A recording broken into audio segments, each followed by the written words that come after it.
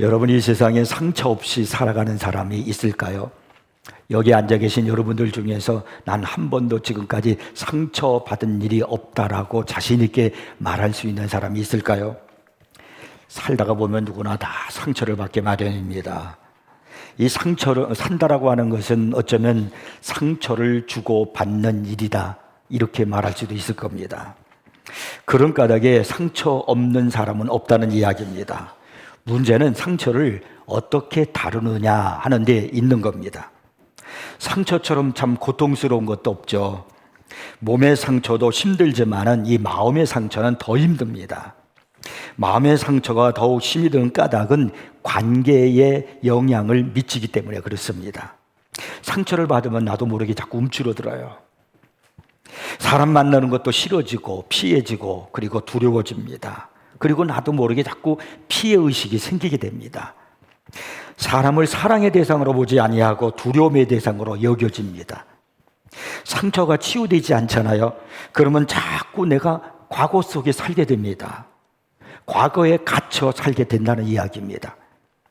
인간은 꿈을 가지고 미래지향적으로 살아갈 때 가장 생동감이 있는 법인데, 과거에 사로잡혀 살게 되면요, 무기력해지게 되고 그리고 정지된 인생을 살게 되는 겁니다. 여러분, 상처는 치유되어야 됩니다. 몸의 상처가 치유되지 않으면 고름이 생기고 냄새가 나고 썩게 되는 것처럼요, 마음의 상처도 똑같습니다. 치유되지 않으면 마음의 원한이 자꾸 쌓이게 되고 그리고 자꾸 남을 탓하면서 살아가게 되는 겁니다. 인생을 보는 시간이 막 어두워져요. 밝은 면을 보지 못하게 되는 겁니다. 상처 때문에 자꾸 내가 성격이 날카로워져서 남에게 나도 상처를 주는 그런 인생으로 살아가게 된다는 겁니다. 상처받는 것은 슬픈 일이지만은 상처 때문에 모두 불행해지는 것은 아닙니다. 상처를 잘 치유하고 상처에 잘 반응하면은 그 상처 때문에 더욱 아름다운 생애를 살 수가 있는 것입니다. 이것이 바로 상처의 신비라고 하는 것입니다. 본문에 보면은 아주 상처투성인 한 여인을 우리가 보게 됩니다. 37절에 보니까 이 여인에 대해서 말하기를 그 동네에 죄를 지은 한 여자, 이렇게 말하고 있습니다. 죄를 짓지 않고 살아가는 사람이 있을까요? 연약한 우리는 모두가 다 죄를 지을 수밖에 없습니다. 그래서 성경은 의인은 없나니 하나도 없다라고 그렇게 말씀하고 있는 것입니다. 그런데 오늘 본문에서 이 여인을 향해서 이렇게 말씀하잖아요. 죄를 지은 한 여자, 콕 집어서 말씀하고 있는 겁니다. 그것은 그녀가 모든 사람들에게 다 인식될 정도로 죄인이라는 그런 낚인 찍힌 여자라는 이야기입니다. 이 여인은 밤의 여인이었던 겁니다. 창녀라는 말입니다. 그런 여인이 예수님께 가장 많은 사랑의 헌신을 하게 되는 것을 보게 됩니다. 예수님은 그녀를 향해서 말하기를 많은 죄를 사함받아 많은 사랑을 받았다라고 말씀하셨습니다.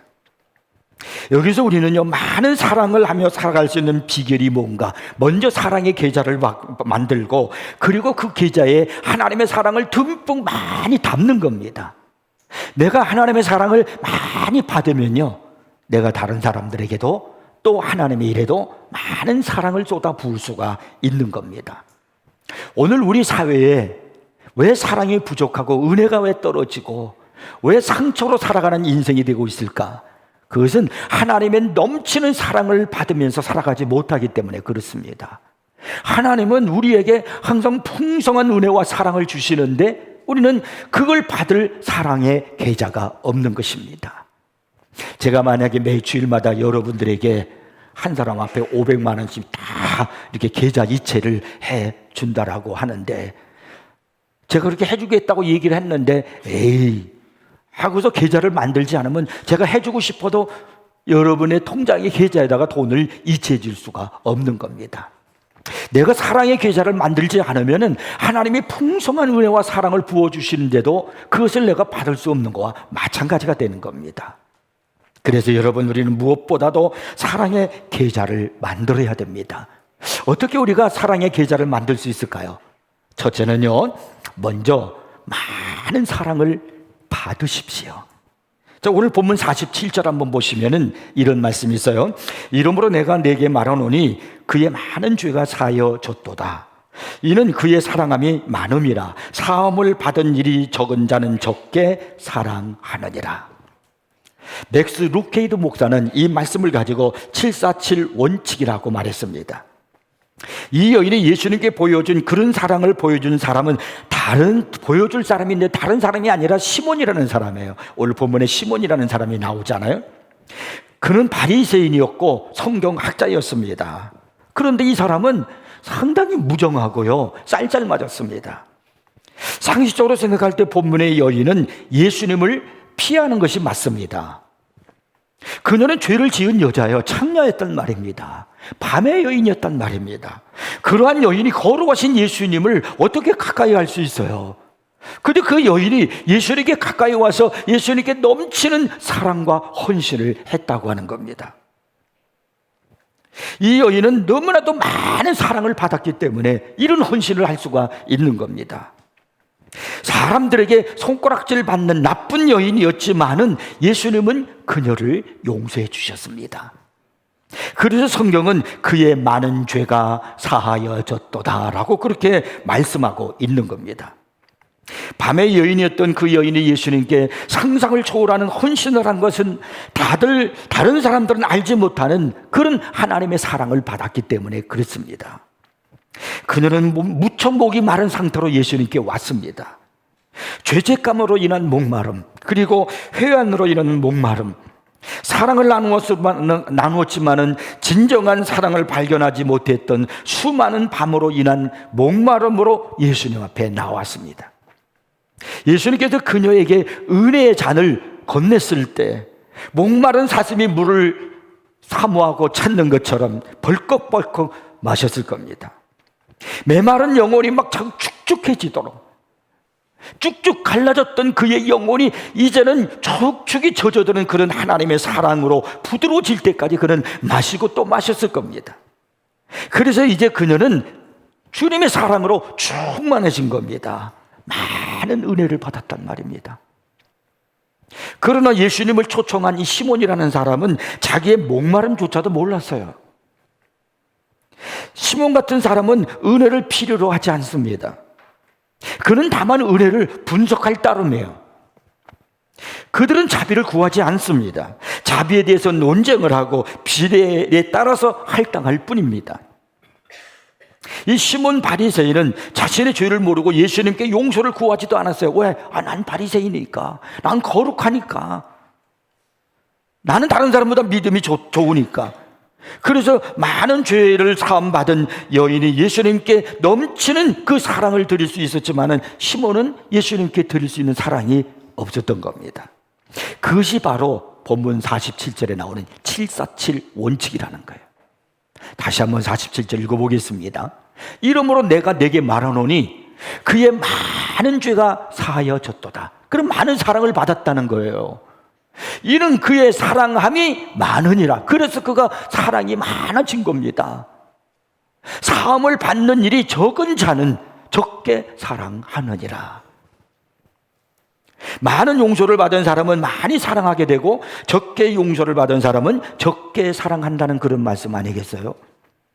은혜를 많이 받은 사람은 많은 은혜를 베풀게 되고 또 사람들에게 사랑도 베풀겠지요. 그러나 은혜를 별로 받지 못한 사람은 베풀 은혜도 없는 거예요. 왜? 내가 받은 게 별로 없으니까요. 그러므로 여러분, 우리는 하나님께서 풍성하게 날마다 주시는 그 은혜와 사랑을 받기 위해서 사랑의 계좌를 만드셔야 되는 겁니다. 그리고 그 계좌에다가 하나님이 날마다 풍성하게 듬뿍듬뿍 주시는 사랑을 담으시기를 바랍니다. 사랑을 받을 수 있는 비결은 내가 먼저 사랑을 받는 겁니다. 우리가 먼저 사랑을 받음으로 그래서 사랑을 베풀 수가 있는 겁니다. 사랑의 계좌에 사랑과 은혜가 풍성하게 담겨져 있어야 남에게도 내가 사랑을 베풀고 내가 헌신도 하고 그리고 내가 은혜도 베풀 수가 있는 겁니다. 요한일서 4장 19절 말씀 보니까 우리가 사랑함은, 우리가 왜 사랑하느냐?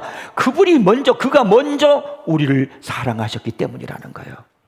그분이 내게 많은 사랑을 주셨기 때문에 그 풍성한 사랑을 내가 받아서 우리가 사랑한다는 겁니다. 그래서 여러분, 은혜를 풍성히 받으십시오. 하나님의 사랑을 풍성히 여러분 받으시기를 바랍니다. 그래서 사랑을 나눠주는 여러분이 되십시오. 에베소서 5장 1절 2절 말씀 보니까 그러므로 사랑을 받는 자녀 같이 너희는 하나님을 본받는 자가 되고 그리스도께서 너희를 사랑하신 것 같이, 주님이 우리를 사랑하신 것 같이 너희도 사랑 가운데서 행하라. 그는 우리를 위하여 자신을 버리사 향기로운 제물과 희생 제물로 하나님께 드리셨느니라고 말씀합니다. 용서하는 법을 알고 싶습니까? 그렇다면 내가 어떻게 용서를 받았는지를 아셔야 됩니다. 에베소서 4장 32절에서 서로 친절하게 하며 불쌍히 여기며 서로 용서하기를 하나님의 그리스도 안에서 너희를 용서하심과 같이 하라고 말씀하고 있습니다. 인내하심이 내게도 필요하다고 느껴지십니까? 그러면 하나님의 오래 하심고 참으심을 우리가 배우셔야 됩니다. 베드로 후서 3장 9절에 보니까 주의 약속은 어떤 이들이 더디다고 생각한 것 같이 더딘 것이 아니라 오직 주께서는 너희를 위하여 오래 참으사. 주님은 우리를 참으시는 분이세요. 인내하시는 분이세요. 만약에 하나님의 그 참으심이 없었다면 우리는 벌써 심판받고 무슨 일이 일어나도 났을지도 모릅니다. 주님이 참고 그리고 우리에게 인내를 베풀어 주시기 때문에 오늘도 내가 나온 거 아니에요. 우리가 그래서 예수 믿고 또 주님 앞에 달려오는 거 아니겠습니까? 오직 주께서는 너희를 위하여 오래 참으사 아무도 멸망하지 아니하고 다 회개하기에 이르기를 원하시느니라. 이 오래 참으심의 인내를 우리가 배워야 할 줄 믿습니다.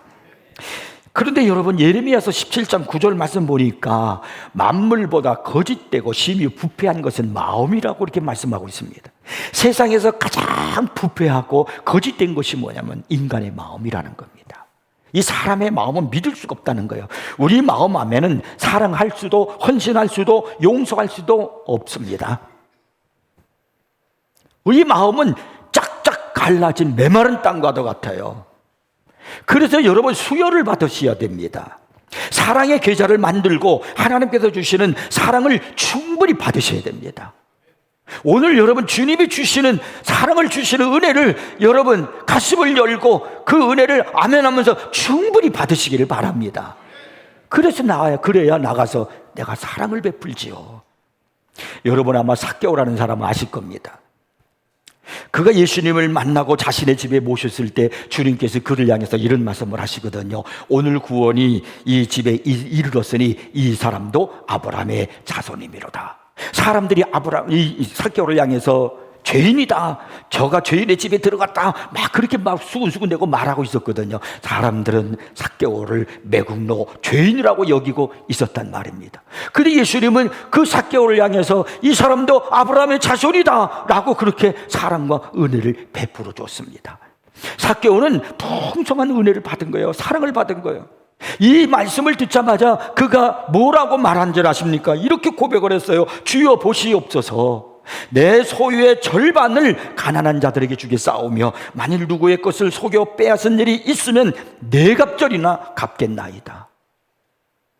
여러분들이 재산이 얼마나 되는지는 저는 알 수는 없지만 여러분들이 가지고 있는 재산 중에서 절반을 뚝 잘라서 가난한 자들에게 기꺼이 나눠줄 수 있는 그런 사랑의 마음의 여유를 갖고 있는 사람이 있습니까?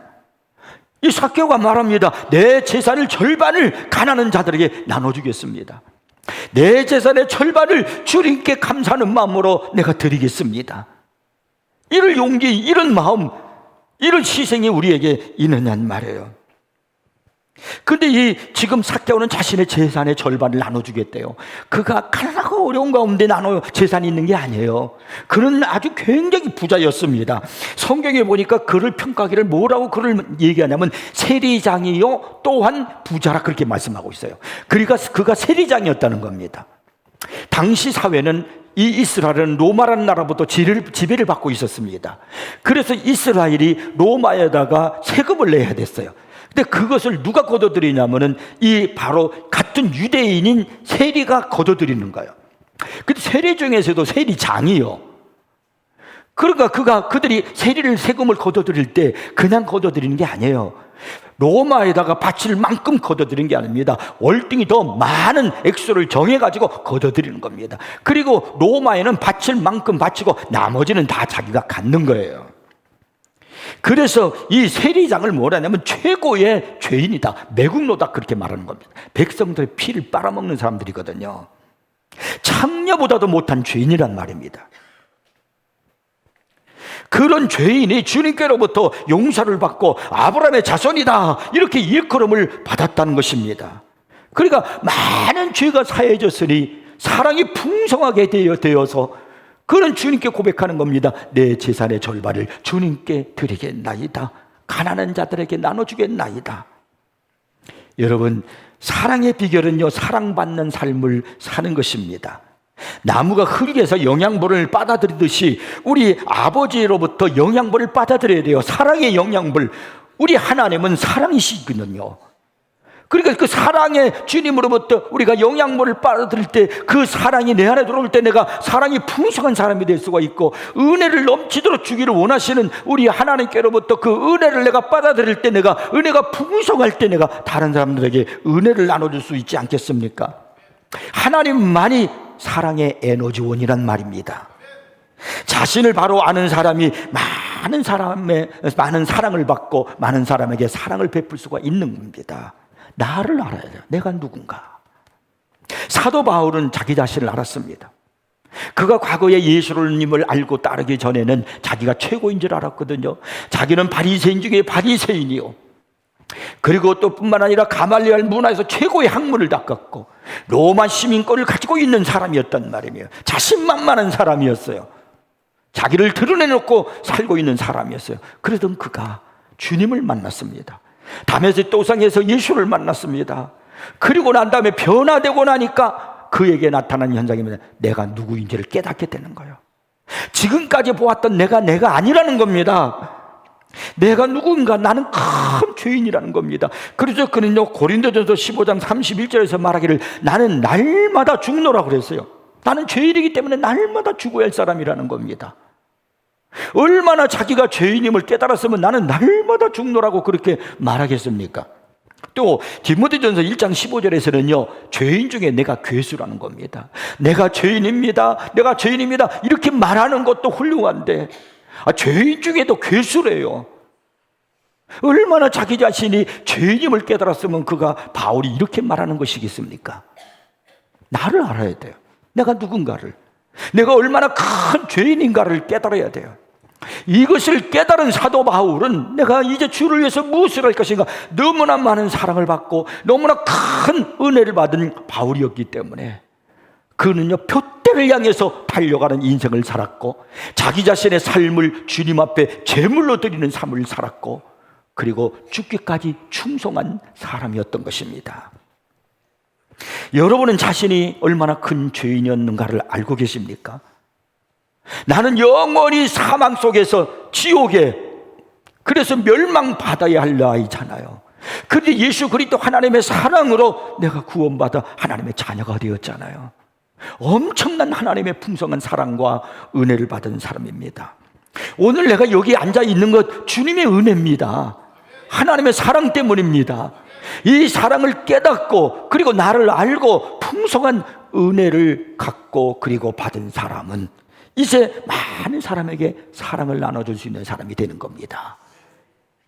두 번째는요, 주님의 말씀을 믿으시는 겁니다. 주님은 누구보다도 가장 크고 가장 많은 상처를 받으신 분입니다. 그래서 상처받고 괴로워하고 있는 사람을 우리 주님은 찾아오십니다. 그리고 그를 위로하시고 치료해 주시는 분이세요. 이사야서 63장 9절 말씀을 보니까 예수님을 표현하기를 그들의 모든 환난에 동참하신 분이라는 겁니다. 예수님은 이 상처받은 사람들, 환난받은 사람들을 너무나 잘 아시는 거예요. 본인이 그 상처를 많이 받으신 분이시니까. 그래서 그 상처받으신 분, 환난당한 그런 사람들에게 찾아가셔서 동참하시는 분이 우리 예수님이시라는 겁니다. 요한복음 5장에 보면은 예수님께서 유대인의 명절에 베데스다의 못에 가신 사건이 기록되어 있습니다. 예수님께서 가신 이 연못은 사실은 부와 번영의 상징입니다. 여러분, 그 시대에 2000년도 훨씬 더 된 그 시대에 연못을 어떻게 가지고 있습니까? 이게 아무나 연못을 가지고 있습니까? 그리고 연못이 있다는 것은 부와 권력, 번영의 상징을 말하는 겁니다. 그런데 예수님께서 가신 이 베데스다라는 이 연못가에 부와 번영의 아름다움이 있는 것이 아니라 전국에서 아프고 병자든 사람들이 다 모여 있는 것입니다. 그러니까 상처받은 사람들이 모여 있는 것이 베데스다 연못이었습니다. 예수님이 이 연못에 오신 것입니다. 동행자도 없이 혼자 오셨습니다. 예수님께서 제자들을 가르치기 위해서 오신 것도 아니고, 그리고 사람들을 모으려고 이곳에 오신 것이 아닙니다. 상처로 인하여 신음하고 있는 그들을 위해서 주님이 오신 것입니다. 그리고 그곳에서 가장 불행한 한 사람, 상처가 가장 심한 사람을 보십니다. 38년 된 병자입니다. 그는 38년 동안 누워 있습니다. 주님은 그에게 다가가셔서 말씀하셨습니다. 내가 낫고자 하느냐?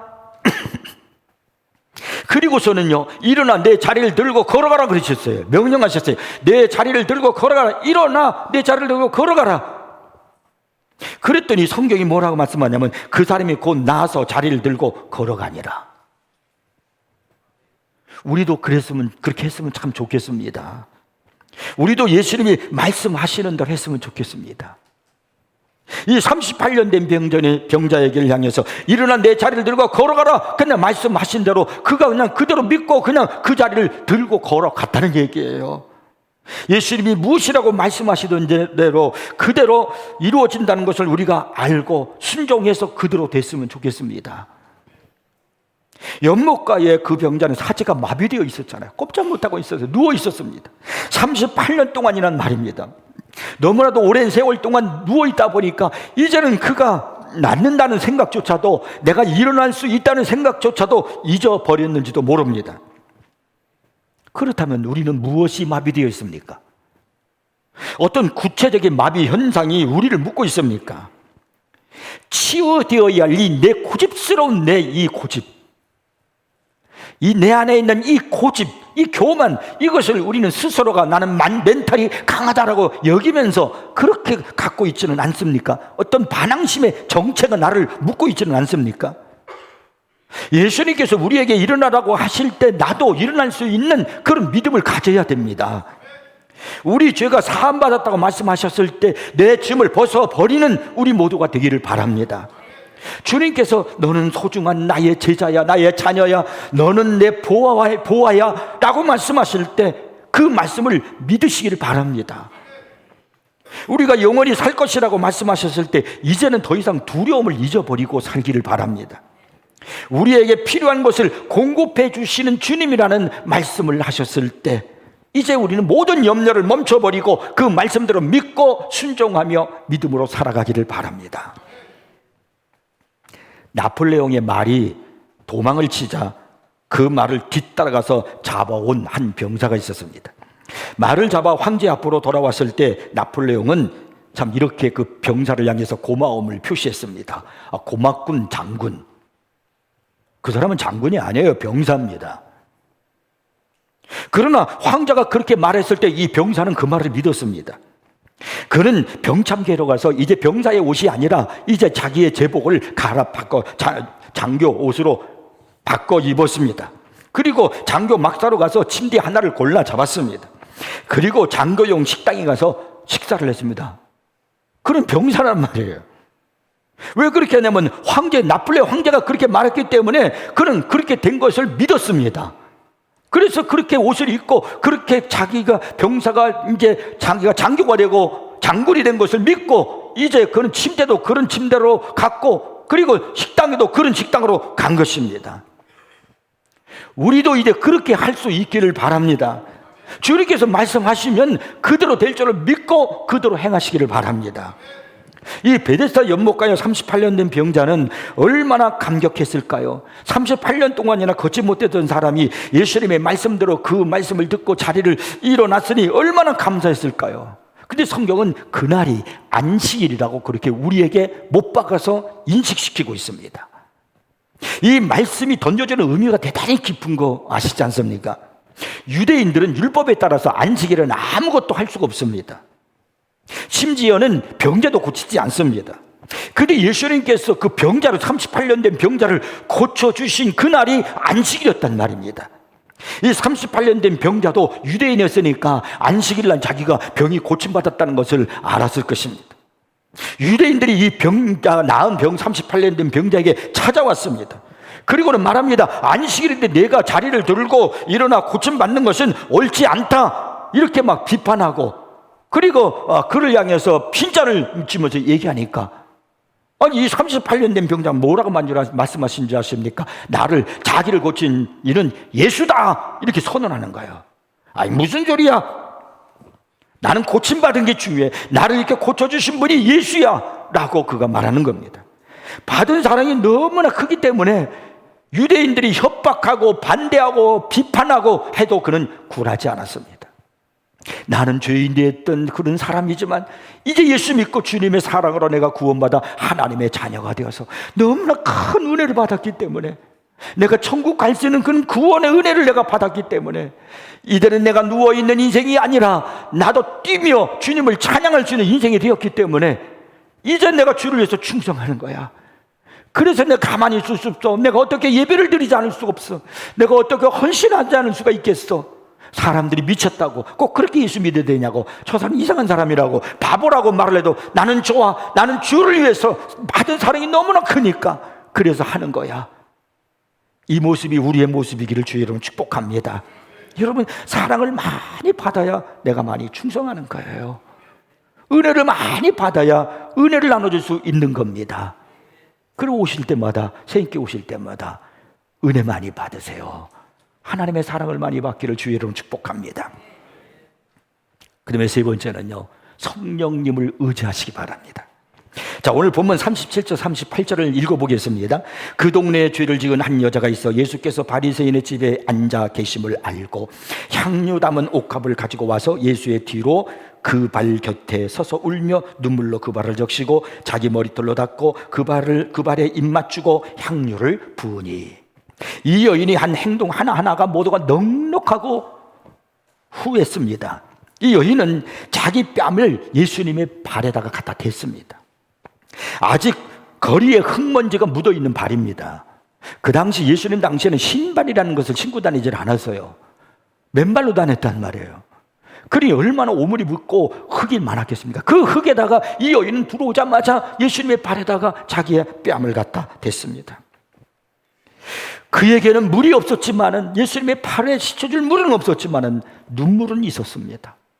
예수님의 발을 닦아줄 수건은 없었지만은 자기의 머리카락이 있었습니다. 여인은 자기 눈물과 머리카락으로 예수님의 발을 씻겼단 말이에요. MS-본 번역본을 보니까 이렇게 번역을 했어요. 예수의 발에 눈물을 비처럼 쏟았다. 그리고 그녀는요, 자기가 지닌 것 중에 유일하게 가장 감나가는 것, 향유의 마개를 열어서 예수의 온몸에다 다 부어드렸습니다. 어떻게 이렇게 헌신할 수 있습니까? 받은 은혜가 너무나 커서요. 받은 사랑이 너무나 많았기 때문입니다. 그래서 예수님은 많은 사랑을 받은 사람이 많이 사랑한다라고 이렇게 말씀하신 것입니다. 반면에 이 시몬이라는 사람은 어떻습니까? 예수님께 대한 사랑의 모습이 없었어요. 시몬이요, 오늘 보면 39절에서 이런 말을 하잖아요. 이 사람이 만일 선지자라면 자기를 만지는 이 여자가 누구며 어떠한 자 곧 죄인인 줄을 알았으리라. 그 소문난 유명한 동네에서 차학년대 밤의 여자인 걸 알 텐데 어떻게 저렇게 그냥 있어? 그러나 예수님은요, 시몬에 대해서 이렇게 말씀했습니다. 시몬아, 내가 내게 이를 말이 있다 하시니 그가 이르되 선생님 말씀하셔서 이르시되 빚주는 사람에게 빚진 자가 둘이 있어 하나는 500데나리온 졌고 하나는 50데나리온을 졌는데 갚을 것이 없으므로 둘 다 탕감하여 주었으니 둘 중에 누가 더 사랑하겠느냐. 시몬이 대답하여 이르되 내 생각에는 많이 탕감을 받은 자니이다. 이르시되 내 판단이 옳다 하시고 그 여자를 돌아보시며 시몬에게 이르시되 이 여자를 보느냐. 이 여자를 보라는 거예요. 지금 이 여자가 행한 일을 보라는 겁니다. 내가 내 집에 들어올 때에 너는 내게 발 씻을 물도 주지 아니하였으되 이 여자는 눈물로 내 발을 적시고 그 머리털로 닦았으며 너는 내게 입맞추지 아니하였으되 그는 내가 들어올 때로부터 내 발에 입맞추기를 그치지 아니하였으되 너는 내 머리에 감람류도 붙지 아니하였으되 그는 향유를 내 발에 부었느니라. 잔치석상에서 우리는요, 예수님을 대하는 너무 다른 두 사람을 보게 되지 않습니까? 한 사람은 바리새인 시몬이라는 사람이에요. 그는 동네 사람들이 다 알고 있는 사람입니다. 상류층 사람이에요. 존경하는 사람입니다. 경건의 상적인 사람입니다. 그런데 이 시몬이 예수님을 자기 집에 식사 자리에 초대는 했지만은 그건 달갑지 않은 것 같아요. 먼 지적 대하듯이 남 대하듯이 그렇게 했습니다. 손님을 대하는 예도 갖추지 않았습니다. 발을 씻겨드릴 그 물도 없었고 씻겨드리지도 않았고 환영의 입맞춤도 없었고 머리에 기름도 붓지 않았습니다. 예수님께서 나를 참 따뜻하게 환영하고 있구나 이렇게 느낄 만한 행동이 전혀 없었단 말입니다. 하지만 이 여인은 시몬이 하지 않은 것을 다 했습니다. 이 여인은 상처가 많은 사람이었단 말이에요. 그러나 예수님의 사랑으로 그 많은 상처를 치유받고 많은 사랑을 받았습니다. 그래서 많은 사랑을 할 수 있었던 겁니다. 주님께 많은 사랑을 받기를 원하십니까? 여러분 정말 사랑을 나눠주는 사람, 은혜를 나눠주는 사람이 되기를 원하십니까? 그러면요, 나의 연약함을 먼저 아셔야 돼요. 내가 어떤 사람인가를 아셔야 돼요. 그리고 이 연약함을 치유할 수 있도록 성령께 매달려 구하시기를 바랍니다. 나는 나의 연약함을 몰라요. 그러나 우리 성령님은 다 알고 계십니다. 그래서 사도 바울이요, 로마서 8장 26절에서 이와 같이 성령도 우리의 연약함을 도우시나니 우리는 마땅히 기도할 바를 알지 못하나 오직 성령이 말할 수 없는 탄식으로 우리를 위하여 친히 간구하시니라고 말씀하고 있습니다. 성령님은 내 안에서 나를 통해서 기도하시고 또한 나를 위해서 중보 기도를 하시는 겁니다. 어떨 때는 성령께서 내 문제가 무엇인지를 깨닫도록 해주셔요. 어떨 때는 성령께서 하나님의 말씀이나 인생의 어떤 사건을 통해서 내 문제를 인식할 수 있도록 도와주십니다. 나는 연약하지만은 나를 도우시는 성령께 요구하고 여쭈어보는 것, 성령님을 의지하는 것, 그것이 필요하단 말입니다. 유명한 자동차 왕 헨리 포드하고 찰리 스타인메츠라고 하는 사람의 이야기가 있습니다. 이 스타인메츠는 난장이었고 못생기고 신체적인 결함이 있는 사람이었습니다. 그러나 그는 전기 분야에서는 가장 뛰어난 사람으로 유명했습니다. 스타인메츠는 미시간주 디어본에 있는 헨리 포드의 첫 번째 공장에다가 큰 발전기를 세웠습니다. 하루는 이 발전기가 고장이 나가지고 공장의 가동이 중단되어 버리고 말았습니다. 일반 수리공들 그리고 전기공들이 다 둘러붙어서 그 발전기를 고치려고 노력을 했지만은 다시는 이 발전기가 돌아가게끔 하질 못했어요. 아무리 해도 안 되는 겁니다. 이제 이로 말미암아 발전기가 돌아가지 않으면은 자동차를 만드는 일에 큰 손해를 볼 수밖에 없었습니다. 그래서 이 헨리 포드는 이 스타인메츠를 불렀습니다. 전기 분야에 뛰어난 천재가 이제 도착을 한 겁니다. 몇 시간 동안 이렇게 텅텅 두들기면서 규모 없이 그냥 왔다 갔다 하는 것처럼 보이더니 마침내 그가 스위치를 탁 돌리니까 그 큰 포드 공장이 다시 가동되기 시작한 겁니다. 며칠 후에 헨리 포드는 이 스타인메츠로부터 $10,000의 청구서를 받게 되었습니다. 지금 $10,000면 별로 그렇게 크게 느껴지지 않지만 당시는 $10,000면 큰 돈입니다. 포드는 그가 비록 부자이긴 했지만은 그 청구서에다 이렇게 쓴 노트를 붙여서 돌려보냈습니다.